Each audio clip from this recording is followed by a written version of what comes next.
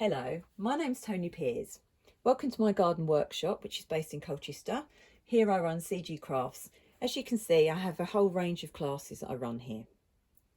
Today's video is just to show you my tabletop kiln that I use for metal clay, enamelling and to anneal my flamework beads.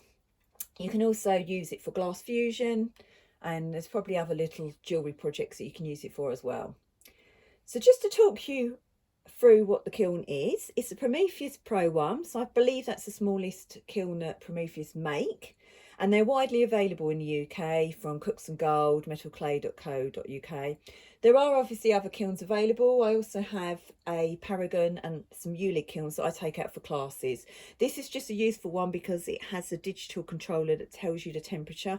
So for something like metal clay, it's really important because you don't want to melt your silver. Talking of temperature, the top temperature in red is the temperature that the kiln is actually at, and the bottom temperature in green is the temperature that I've set the kiln to reach. So you can obviously change the temperatures depending on what sort of program you want to run. I have here basically a wire mesh, and then I have a fibre board resting on the top with a piece of silver clay.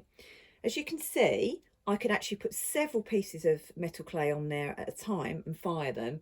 So that makes it more economical than using a torch because you're not having to fire everything separately.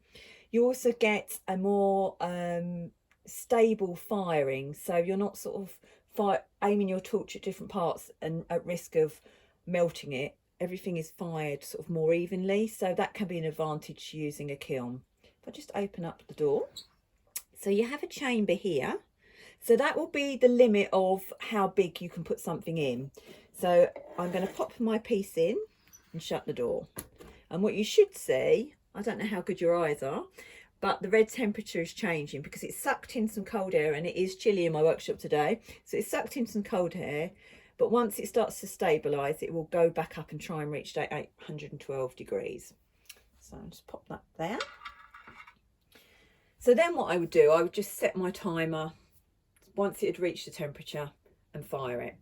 Now with silver clay there are several different temperatures that you might want to run for different projects that you're running. So for example, I would fire a ring to get the optimum firing at 850 degrees for 30 minutes. Or if I was firing gemstones, I'd need to fire them at a lower temperature because I'd be more wary about getting thermal shock. So I'd fire that around 650 degrees and do that for 45 minutes. And with something like a gemstone, I would pop my piece into the kiln cold, bring it up to temperature, and then once it reached the temperature, I'd set my timer.